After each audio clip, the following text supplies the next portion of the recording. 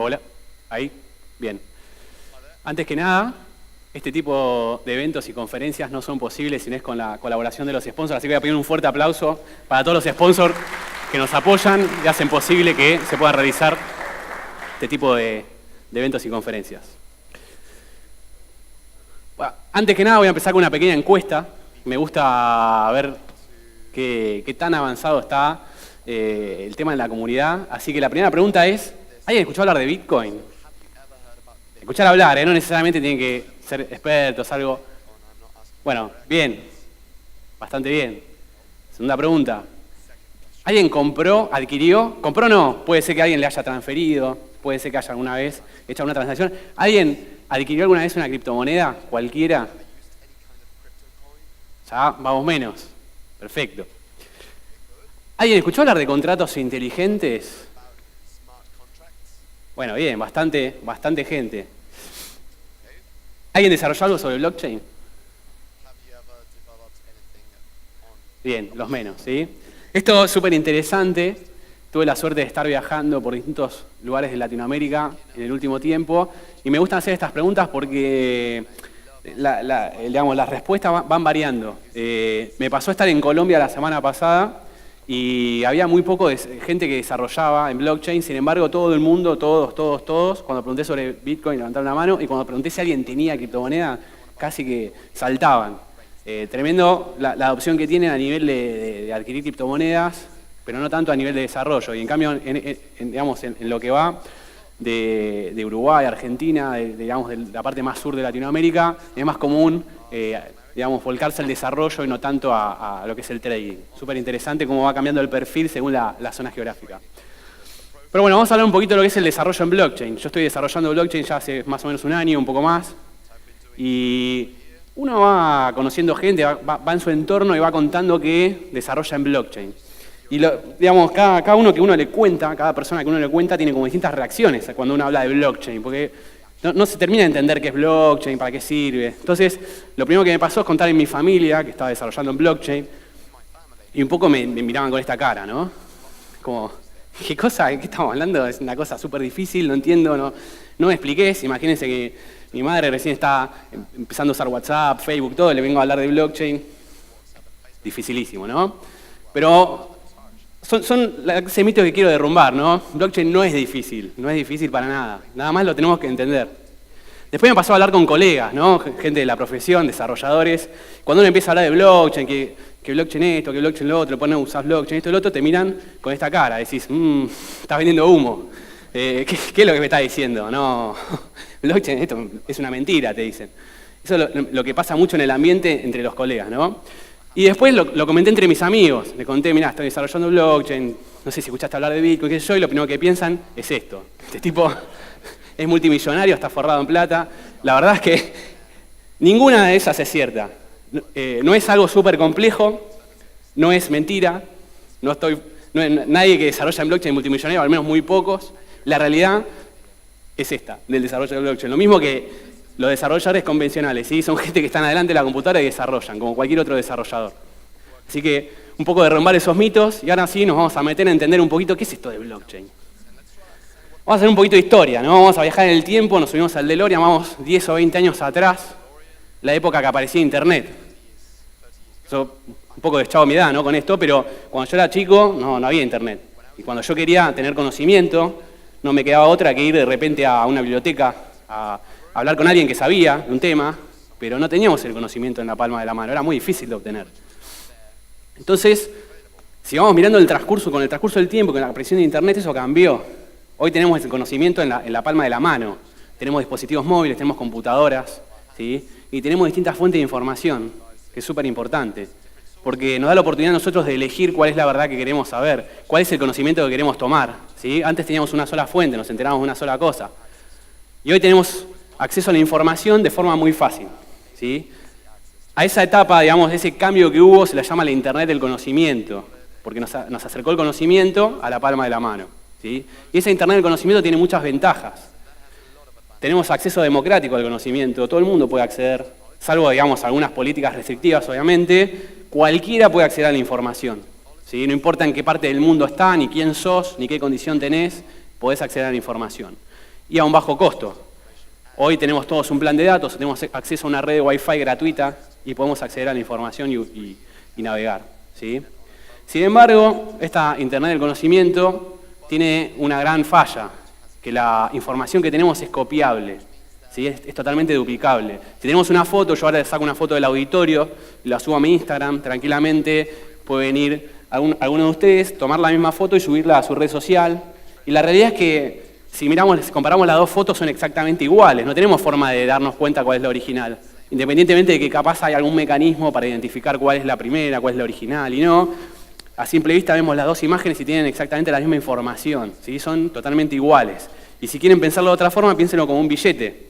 Podemos tener dos billetes exactamente iguales, con el mismo número de serie, y no nos vamos a dar cuenta cuál es el original. Y si voy al kiosco y compro algo con ese billete, el duplicado, lo más probable es que lo pueda hacer. ¿Sí? Entonces es un gran problema en Internet de información. La información es duplicable.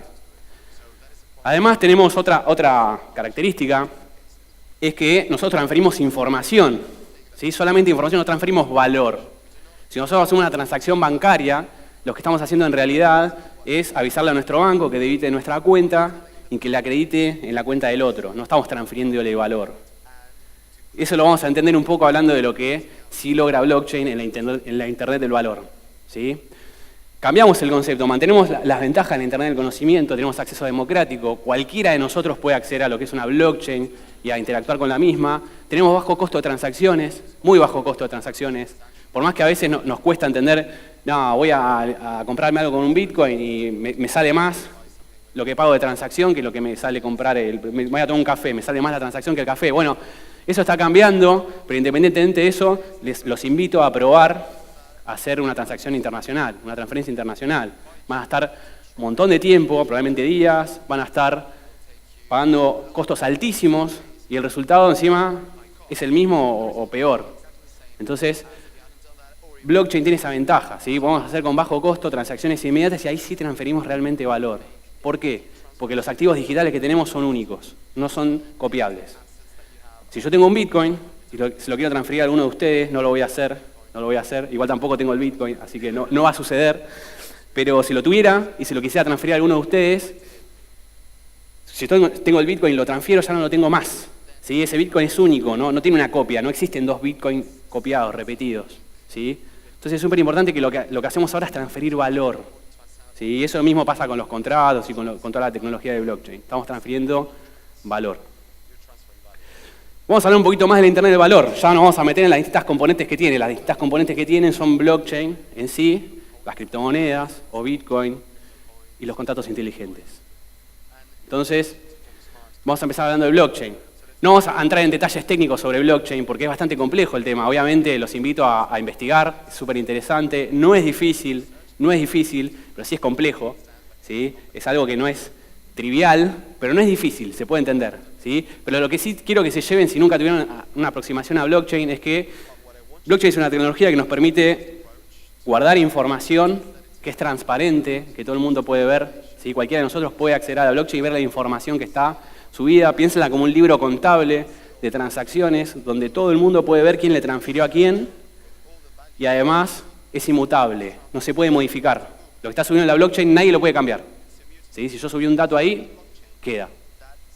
¿Está? Eso es súper importante. A su vez, súper seguro. La seguridad está dada porque es una red descentralizada, no está en un servidor. El servidor es vulnerable. Yo ataco el servidor, si está todo en el mismo servidor, ataco ese servidor y vulneré la red, ¿sí? Me la apropié, la puedo dañar.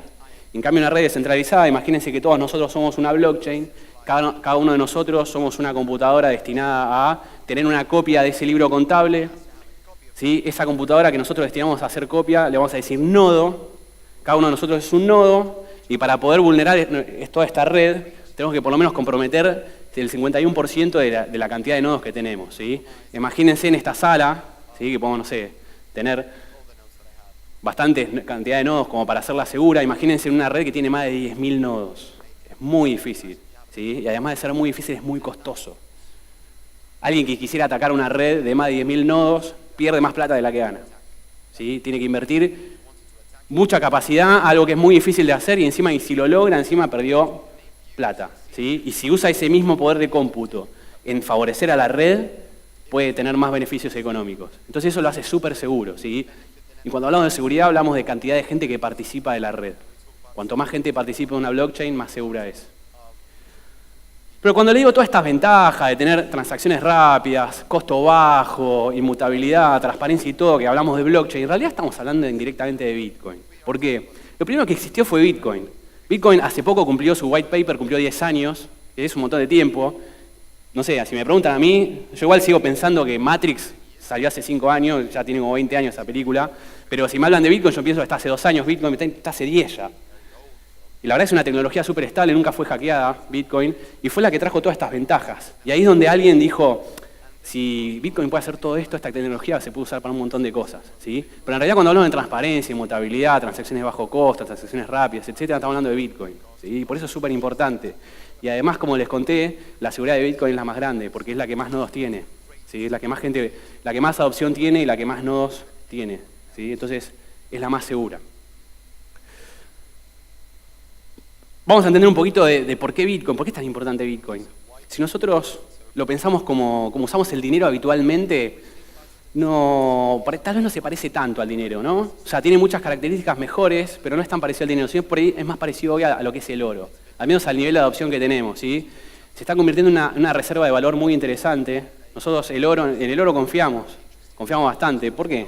Nadie sabe muy bien por qué, pero la gente le da mucho valor al oro. Y el Bitcoin tiene mucho valor. Hay mucha gente que confía en el Bitcoin y tiene un valor y tiene muchas características que podemos ver en el gráfico que le hacen la mejor reserva de valor existente hasta el momento, ¿sí? Por ejemplo, el Bitcoin es durable por siempre, no se desgasta. Los invito a tener, yo me pongo a veces un billete en el bolsillo para ir a 10 cuadras a comprarme, cuando lo saco es un acordeón todo arrugado, roto, ¿sí? Imagínense tenerlo 50 años en el bolsillo, un desastre, ¿sí? En cambio el Bitcoin no se gasta, ¿sí? También puedo decir, bueno, el lingote de oro capaz que se mantiene más, lo tengo pulidito, lo lustro, aguanta, todo bien. Ahora imagínense yendo al supermercado con un lingote de oro, complicado, ¿no? Y además si quiero pagar, ¿qué hago? Saco un serrucho, corto un pedacito de lingote, pago, ¿cómo sé calcular qué cantidad? El Bitcoin es fraccionable, ¿sí? Tiene decimales, lo puedo separar y lo puedo usar, ¿sí? Es superior en todo. Si nos fijamos, es superior en todo. Va a llegar en algún momento, no sé si el Bitcoin, o al menos esta tecnología, digamos, es una gran oportunidad de hacer un reemplazo del dinero actual. Piensen que la música cambió. Antes escuchábamos MP3, antes escuchábamos CDs, antes escuchábamos cassettes, ¿sí? Ya evolucionamos en eso. Lo mismo lo pasó con las películas, pasamos del VHS al DVD, al Blu-ray, hoy es todo digital, ¿sí? Pero el dinero seguimos usándolo más o menos lo mismo. Tenemos algún canal de pago un poco más novedoso, pero a fin de cuentas vamos con el billete y pagamos, ¿sí? Y además, el billete que nosotros tenemos, y esto lo sabemos por ser latinoamericanos, no le voy a contar ninguna verdad, el billete que tenemos pierde valor, ¿sí? Si tenemos un billete en el bolsillo durante 10 años, ese billete vale bastante menos de lo que valía cuando lo adquirimos, ¿sí? Y eso pasa en gran factor porque los billetes se emiten y se emiten y se emiten y se emiten y se emiten cada vez más. En cambio el Bitcoin tiene una capacidad, que tiene el oro también, que es escaso. O sea, Bitcoin tiene una fecha límite de emisión y a partir de esa fecha no se va a emitir más y ahí va a ser escaso, ¿sí? Esa fecha es 2140, nosotros no creo que lleguemos, capaz que sí, quién sabe, pero sí les puedo garantizar que en 2030 ya va a estar el 99% de los Bitcoins emitidos, ¿sí? Ahí sí creo que vamos a estar, esperemos, ¿no? Pero es súper interesante que ese valor, esa escasez le va a dar mucho valor, ¿sí? Ahora, si miramos el gráfico, notan que hay una característica que está en rojo, ¿sí? Y es la baja soberanía que tiene, que es parecida a la que tiene el oro tal vez, porque el oro no está, no hay un estado que comercialice el oro directamente. Pero es lo que lo hace súper interesante, porque no depende de los estados, no depende de los gobiernos, depende de la gente es el mercado el que domina el valor del Bitcoin, y no son los gobiernos ni los estados los que mandan y los que le dan valor o los que tienen control sobre la criptomoneda. Y eso lo hace súper interesante, ¿sí? Por último tenemos los contratos inteligentes. Obviamente los contratos inteligentes estamos hablando de una tecnología en blockchain, y al estar en blockchain tienen todas las características que dijimos, ¿sí? Transacciones a bajo costo, transacciones rápidas, inmutabilidad, transparencia, pero además le va a agregar otras características. Así que es un contrato inteligente, no es nada más y nada menos que una pieza de software, no es nada raro, es un programa, es un poco de código que subimos a una blockchain, pero ese código se puede autoejecutar, tiene la capacidad, por ejemplo, de hacer pagos, tiene la capacidad de tomar decisiones, puede decir si hoy hace sol pago una cosa y si hace lluvia pago otra. Así que ya vamos a discutir un poco de los casos de uso. Pero a fin de cuentas se le dice contratos inteligentes porque es parecido conceptualmente a lo que es un contrato. Un contrato es un acuerdo entre partes, dos personas que se ponen de acuerdo y fijan algún tipo de acuerdo comercial en general, ¿no? Pero se ponen de acuerdo, confían en que algo va a suceder y ponen determinadas cláusulas. Esto es lo mismo. Tenemos una pieza de código donde dos personas hacen un acuerdo y fijan una serie de cláusulas. Esas cláusulas, a la medida que se van cumpliendo o no, se van ejecutando distintas consecuencias. Y eso es lo mismo que pasa con un contrato inteligente. Entonces vamos a hablar un poquito de lo que son las aplicaciones descentralizadas o dApps, justamente Decentralized Apps, Applications, ¿sí? dApps. Son las aplicaciones que están surgiendo ahora en comunicación con lo que es blockchain, ¿sí? Que vienen a cambiar un poquito la forma en que vamos a entender las aplicaciones, ¿sí? Y acá tenemos un pequeño boceto de cómo es una aplicación descentralizada. Esto es una arquitectura un poco, digamos, liviana, ¿no? Y es un poquito como tenemos que entender que va a funcionar ahora. ¿Por qué? Tenemos un usuario que tiene un dispositivo, que puede ser una computadora, un celular, lo que sea, pero vamos a pensarlo como un celular porque la verdad es que no creo que vayamos con una computadora a hacer un pago en una computadora todo el tiempo, sino que lo que tenemos todo el tiempo en el bolsillo es un celular, ¿sí? O sea, el usuario puede tener una aplicación web también en el celular tranquilamente o una aplicación mobile, y esa aplicación, en el caso, digamos, de lo que le querías contar, es que podemos tener una aplicación escrita en Netcore que se comunique con una blockchain, y esa aplicación va a tener comunicación e interacción con una blockchain y también con una base de datos. Yo no niego que en el futuro directamente usemos la blockchain para hacer el 100% de la aplicación y no necesitemos una base de datos. Eso es muy probable que suceda, pero hoy estamos lejos de eso. Y pensémoslo con lo siguiente. Imagínense lo que hubiese sido Instagram hace 20 años. Y las máquinas de fotos ya existían, los celulares que sacaban fotos ya estaban hace 20 años. Lo que no existía era la adopción, no tenía todo el mundo internet en el teléfono, no tenían todos teléfonos con cámara, no todo el mundo le interesaba sacar fotos. ¿Sí? Eso es algo que la adopción logró con el tiempo. Hoy sí lo tenemos. Entonces, las aplicaciones 100% blockchain hoy no son una opción porque estamos lejos de eso. No quiero decir que no van a existir, pero si no pensamos de esa forma, nos estamos adelantando demasiado. Pero, digamos, con el tiempo vamos a llegar a eso. Pero sí me gusta pensar que vamos a seguir interactuando con una base de datos. Además, pensemos que la blockchain es muy buena, persiste datos, son inmutables, son transparentes, pero no son una fuente muy buena para hacer consultas. Las consultas, las queries que solemos hacer SQL, lo que usen, no aplican bien en blockchain. ¿Sí? Lo que obtenemos tiene algunos recursos para hacerlo más rápido, pero no es una fuente confiable para hacer consultas. ¿Sí? Entonces, lo que tenemos que hacer en ese caso es duplicar la información que tenemos en la blockchain, en una base de datos, hacer las consultas contra la base de datos de la forma que lo hacemos habitualmente y después validar si esa información que obtuvimos de la base de datos está bien, si es cierta, si no se modificó, lo podemos ir a validar con la blockchain, ¿sí? Pero seguimos dependiendo de una base de datos aún. Por eso no lo quería evitar de poner, todavía vamos a necesitar comunicación de una base de datos, ¿sí? Pensemos un poco en la infraestructura, ¿qué es lo que necesitamos para poder trabajar con blockchain? Sí o sí, lo primero que vamos a necesitar es un nodo, ¿sí? Como les conté antes, necesitamos estar para hacer una transacción, para deployar un contrato inteligente, para hacer lo que queramos hacer, necesitamos un nodo. El nodo no quiere decir que lo tenemos que tener acá presente en una máquina, lo podemos tener también remoto, lo podemos tener en la nube, ¿sí? Podemos tenerlo vía IP, pero tenemos que acceder a un nodo, ¿sí? Tenemos opciones para eso, obviamente lo podemos levantar en local, si levantamos un nodo de cualquier blockchain local, lo que tenemos que tener en cuenta es que va a tener un tiempo de sincronización, sobre todo si es la red productiva, ya tiene un montón de transacciones, necesitamos un montón de tiempo para sincronizar y espacio en disco. Imagínense que la blockchain de Bitcoin es gigante y todo el tiempo está creciendo, hay transacciones todo el tiempo. ¿Sí? Entonces también es un costo tener eso, por ahí es más fácil delegarlo a una máquina virtual y usarla cuando la tenemos que usar. ¿Sí? Entonces, un poco también contarles cómo podemos con Azure acceder a un nodo, una red. ¿Sí? Tienen acciones, en Azure tienen opciones para poder levantar en una máquina virtual ya configurada con distintas blockchains, lo cual nosotros elegimos la máquina virtual, le ponemos las características que queremos de la máquina y lo usamos ya con el nodo levantado. ¿Sí? Súper útil. Eso lo buscan dentro de Azure, tienen el Azure Workbench, que tiene todas las opciones de distintas blockchains, tienen todas, ¿sí? La pueden buscar. Lo que va a hacer es crearles una máquina virtual, que obviamente tiene costo. Si ya usan máquinas virtuales en Azure, no es distinto. y pueden tener una máquina dedicada a eso y no consumen poder energético suyo propio. ¿Sí?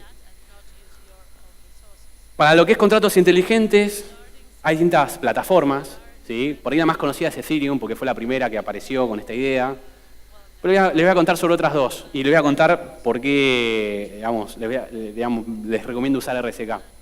Ethereum fue la primera que impuso el tema de los contratos inteligentes, recomendó un estándar que se llama Solidity, que es un lenguaje de scripting parecido a lo que es Python o JavaScript en algún punto, y digamos la forma de escribir las clases, los contratos es muy parecido a escribir clases, ¿sí? Es muy parecido a lo que es la programación orientada a objetos, pero Ethereum tiene dos problemas.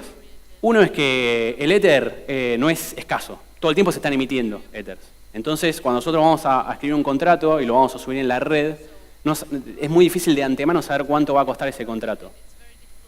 ¿Por qué? Porque al no ser escaso, el valor fluctúa mucho.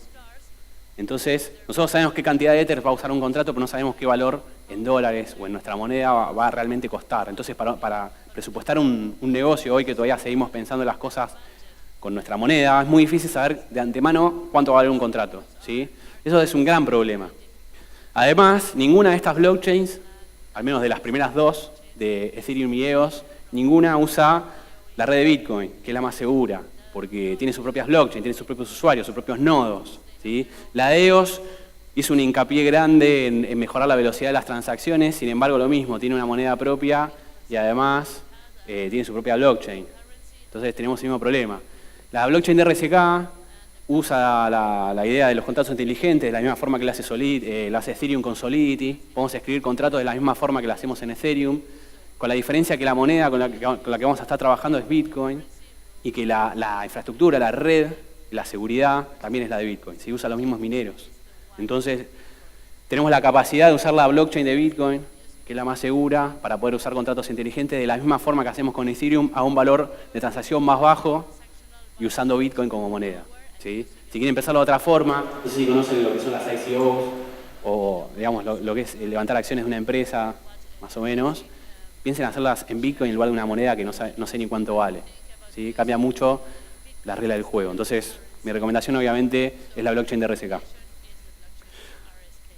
Por otro lado, tenemos un entorno de desarrollo. Esto es recomendación, no es obligatorio, pero es la forma en que solemos trabajar nosotros. Usamos Visual Studio Code, que bueno, lo tienen en todas las plataformas, lo pueden usar. Y hay un plugin de Solidity, que lo pueden buscar como Solidity de Juan Blanco, y lo que hace es marcar las palabras reservadas, los ayuda bastante con lo que es la dinámica de trabajo de Solidity en Visual Studio Code y les permite compilar los contratos, o sea, los va a ayudar mucho en el desarrollo. ¿Sí? Esa es la recomendación y lo que usamos nosotros. Pueden usar lo que quieran, o sea, no necesariamente quieren usar el bloc de nota, que usar el VI, lo pueden usar, pero la recomendación es usar el Visual Studio Code. Además, usando Visual Studio y Netcore, tienen que instalar la librería de Neterium, ahí como la tiene escrita ahí, Neterium con N, que es la que permite adaptar los contratos inteligentes en Netcore. ¿Sí? Vamos a tener la capacidad de comunicarnos con una blockchain mediante Netcore. Y al decir Netcore, vamos a hablar de una aplicación web, por ahí con la que trabajan día a día en VC, o también una aplicación de Xamarin, desde aplicaciones mobile. Ya con eso cubren el 99% de los accesos que tiene una persona hoy en caso de uso de negocio normal. Y vamos a ver algunos ejemplos. Ahí les dejo una URL de la página de Neterium, igual la pueden buscar, ¿sí? Que tiene dos ejemplos muy interesantes. El primero es una billetera, el segundo es un jueguito. El jueguito es medio trucho, porque en realidad lo que hace es un avioncito que le dispara unos monos, algo así, y lo que hace es guardar los puntajes en una blockchain, pero en realidad guarda el puntaje más alto en la blockchain. Entonces hay un contrato que tiene determinada inteligencia y lo que hace es fijarse. Si el puntaje que hiciste ahora es el más alto, lo guarda, y si no, no lo guarda. Es súper básico, pero sirve para entender un poco cómo trabajar. Pero sí, tengo levantado la billetera. Esa es una aplicación de Xamarin, ¿sí? Estoy corriendo el emulador de Android, y ahí tienen una billetera virtual, que es la de Neterium, corriendo ahora. ¿Sí? Sí, tienen saldos, pueden jugar un poco. La pueden bajar, la pueden probar, no hay ningún problema para usarla, ¿sí? Súper sencillo.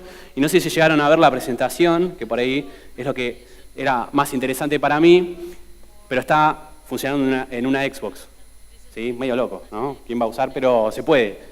usando UWP, pueden deployar estas aplicaciones en una Xbox también. ¿Sí? Súper interesante. Vamos a analizar un poquito cómo es la estructura de un contrato. ¿Sí? Yo tengo acá un contrato de prueba, que a ver si lo puedo mostrar un poquito mejor.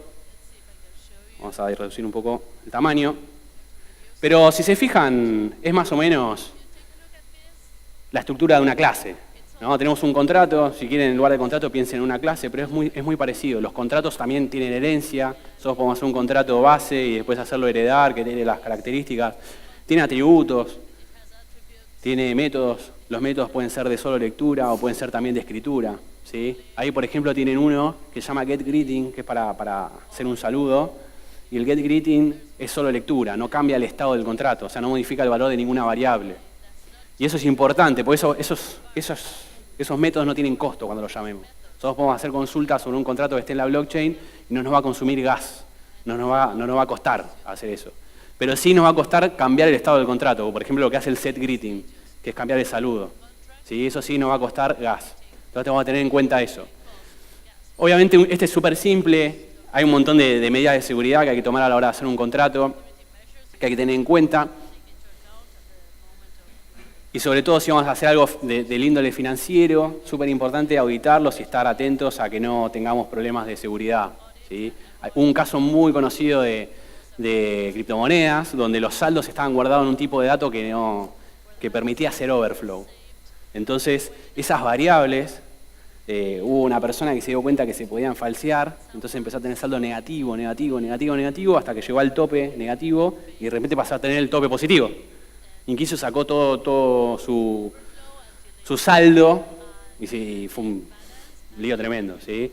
Entonces, tenemos que tener, a la hora de hacer los contratos, tengan en cuenta que una vez que suben un contrato no se puede anular. ¿Sí? Es blockchain, no se puede cambiar. Entonces tenemos que ser súper cuidadosos a la hora de subir un contrato. Obviamente hay mecanismos para estar un poco más seguros de eso, pero tenemos que tener en cuenta que ya no es como, uy, la pifié en producción, lo bajo y subo una versión nueva. No es así, ya no es más así. Lo tengo que pensar distinto. ¿Está? Entonces vamos a hablar un poco de los casos de uso. Esto me gusta esta imagen porque es como que ahora está de moda blockchain y le quieren poner blockchain a todo blockchain, todo blockchain. Bueno, no es para todo blockchain. ¿Sí? Blockchain sirve mucho para algunas cosas, para otras no, para otras seguimos usando lo que usamos ahora. ¿Sí? Tener una base de datos en blockchain no tiene sentido, usar una base de datos. Es difícil de consultar, ¿para qué voy a usar una base de datos en blockchain? Usemos otra cosa, usemos una base de datos. ¿Sí? Tenemos que empezar a entender para qué sirve. Vamos a ver algunos casos de uso que nos van a ayudar a entender cómo funcionan estos contratos, ¿no? El primero que vamos a hablar es, obviamente, el sistema de pagos. Es el intuitivo, ¿sí? Tenemos Bitcoin, los queremos usar, queremos otras monedas y queremos pagar y queremos hacer cosas.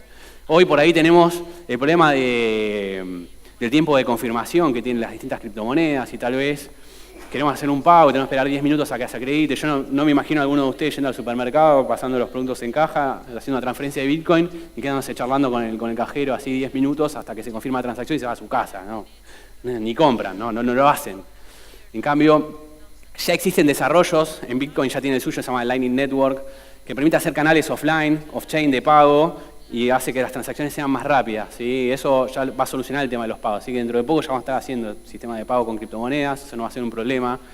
Y va a cambiar un montón, porque va a dejar de ser solo una reserva de valor para empezar a usarlo como moneda de pago normal, habitual. Además, existe la generación de tokens. ¿Sí? Y cuando hablo de tokens es tokenizar activos, lo que quieran. ¿Sí? Cuando digo activos puede ser algo físico, puedo tokenizar mis cosas, mi computadora, puedo tokenizarla y puedo digamos, venderla entre todos ustedes y él me puede comprar el 10%, él me puede comprar el 30% de mi computadora tranquilamente y después es intercambiable entre ustedes. Ustedes pueden intercambiar, se pueden venderse entre ustedes. Se puede generar un montón de mercado de cosas que hoy no existen. Hoy si yo publico en una casa en una página de subastas mi computadora, se la vendo a uno, no se la puedo vender a varios. No puedo vender porcentaje de mi computadora, no puedo vender cosas y que encima después sean intercambiables. ¿Sí? Si lo quieren pensar de otra forma, también puede ser como la famosa rifa del auto. Yo quiero vender mi auto, en lugar de vendérselo a uno, empiezo a vender rifas y después, cuando llego al valor del auto, se la sorteo y lo gana uno. Eso se puede hacer con un contrato inteligente tranquilamente. Y encima es transparente, nadie lo puede cambiar, es 100% confiable. ¿Sí? Son cosas que tenemos que ya ir pensando que se resuelven mucho más fácil con un contrato inteligente. Otra es el tema deportivo, ¿no? Hoy, ¿cuántas casas de apuestas o de resultados deportivos hay? ¿Y cuántas veces hay temas con los tenistas? ¿Vieron que desconfiamos de las apuestas, que hay penalidad? Sí, eso se puede totalmente solucionar con lo que es blockchain. Podemos dejar las apuestas asentadas, inmutables, nadie las puede modificar, podemos ver la fecha en que se grabaron, podemos tener información, podemos traquear quién fue el usuario que apostó. O sea, tenemos un montón de temas deportivos que podemos solucionar con blockchain. Y eso son cosas que ya se empezaron a hacer y que son bastante habituales de hacer. Pongo el caso de la selección de Uruguay porque en el Mundial hubo un montón de casos de esas apuestas por ahí entre amigos o entre empresas, donde se paga el asado, se paga la comida, se paga la cerveza, a ver quién adivina más resultados. Esto en blockchain es súper intuitivo, lo pueden subir ahí, todos pueden ver que todos apostaron, garantizan que nadie modificó su resultado. Piensen en el mundial anterior como lo hacían con un Excel o con algo que era súper truchable, que nadie tenía garantía de que nadie había modificado nada, que no hay seguridad de que hay alguien que es amigo del administrador y le dice, me olvidé de cargar la fecha, ¿por qué no me pones el numerito? Y lo hacen. Y con esto no se puede hacer más, súper confiable. ¿Sí? Tema de granizo, ahí hay una foto un poco extrema, ¿no? Ojalá no les pase algo así, pero pasa, ¿sí? Imagínense que se pone totalmente feo el día y dicen, va a caer granizo, ¿qué hacemos? No tengo asegurado mi auto por granizo, perdí. Imagínense la posibilidad de sacar un granizo, un seguro contra granizo por todo el fin de semana o por de acá a 3 horas y pago el proporcional de ese seguro, ¿sí? Para la empresa de seguros conviene porque empiezan a tener una capacidad de tener microseguros que no existen hasta el momento, al usuario le conviene, podría ser un sábado a las 3 de la mañana, se podría sacar un seguro. ¿Sí? Y ese tipo de negocios no existen. Piensen en seguro médico, pago por lo que me atendieron nada más. En lugar de tener un seguro médico por todo el semestre, por todo el año, viajo, me saco un seguro médico limitado por determinada ciudad, después me saco otro, voy cambiándolo y eso no existe hoy. Y eso se puede cambiar. Y es muy fácil de hacerlo. Por último, ¿conocen eso?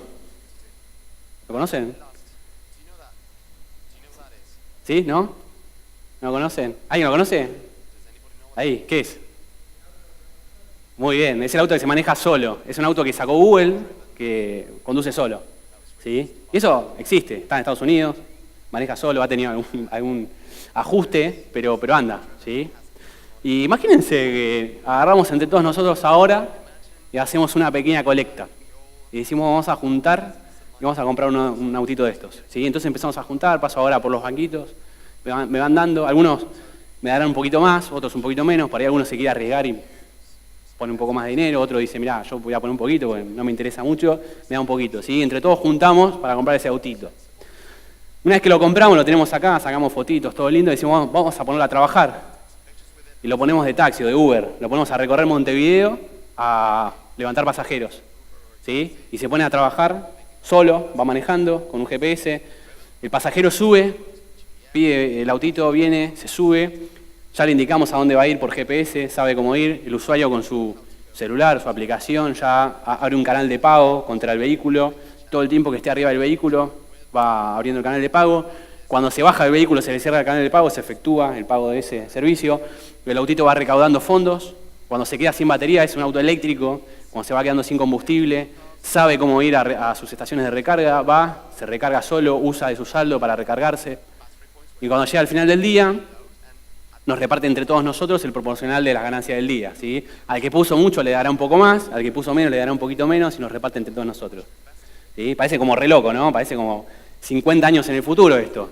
Pero el autito eléctrico que se maneja solo ya existe. Los canales de pago ya existen. La gente que pida auto con el celular ya existe. ¿Saben lo único que falta? Los desarrolladores. Increíble, ¿no? Falta gente que lo haga nada más. El resto ya existe. Y vamos a analizar un último caso que es el que más me gusta. ¿Sí? No sé si llegan a ver el gráfico ahí. Hay un dibujo de Sudamérica y un número. Ese porcentaje de ahí es la cantidad de gente que no tiene acceso al sistema bancario en Latinoamérica. Fuerte, ¿no? Más de la mitad. Estamos hablando de más de la mitad de la gente. Y eso se traduce no solamente en no poder ir a al cajero o no poder usar un banco, sino estamos hablando de que no tiene acceso a créditos, de que no tiene acceso al sistema financiero. Y esto no quiere decir comprarse una casa, sino puede ser para levantar un negocio, puede ser para hacer una microcompra, lo que sea. Y hoy estamos excluyendo al 65% de la población de Latinoamérica. Increíble, ¿no? Y esto es algo que nos pasa porque vivimos acá y nos damos cuenta que es así. Saben que no les estoy mintiendo. Este es un gráfico, obviamente, de un estudio que se hizo, pero saben que la realidad es así. Saben de toda la gente que está fuera del sistema y que no tiene acceso. Pero además es algo que pasa en todo el mundo. Nosotros sabemos de Latinoamérica porque vivimos acá, pero pasa en todos lados y en algunos lados pasa peor. Entonces, imagínense si esto pudiera cambiar, ¿no? Si pudiéramos tener un sistema financiero nuevo, inclusivo, donde hay una persona acá en Uruguay que quiere hacer un micronegocio, quiere abrirse una tienda y necesita un préstamo chiquito y una persona en China le pueda prestar plata, que ni conoce, pero no importa. Se le genera un contrato, se le hace un micropréstamo y después se lo devuelven. Y piensen cómo lo estamos haciendo ahora, ¿no? Y cómo le cerramos las puertas a un montón de gente.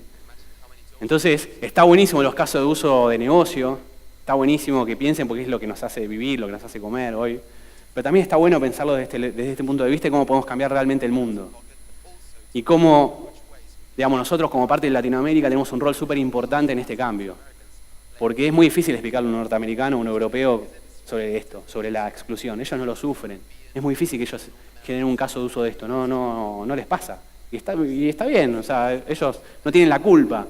Pero nosotros lo estamos sufriendo y realmente Sudamérica y Latinoamérica tienen un rol muy importante en este cambio y está buenísimo que cada uno de nosotros tome el rol de difundir, de apoyar esta tecnología y de realmente producir el cambio. Es una oportunidad grande que hay, así como les dije que teníamos una oportunidad grande de cambiar el sistema de pagos y del sistema de monedas, como es prehistórico ya, pagar con billetes, y lo seguimos haciendo, tenemos la capacidad de cambiarlo. Acá tenemos una gran oportunidad de cambiar el sistema financiero mundial y de darle acceso a un montón de gente que hoy está excluida del sistema. Así que mi invitación, obviamente, es hacia ustedes y tomar el rol protagónico que necesiten para poder hacerlo y lograr el cambio. Así que bueno, si les gustó esta charla, por favor, me califican en la aplicación.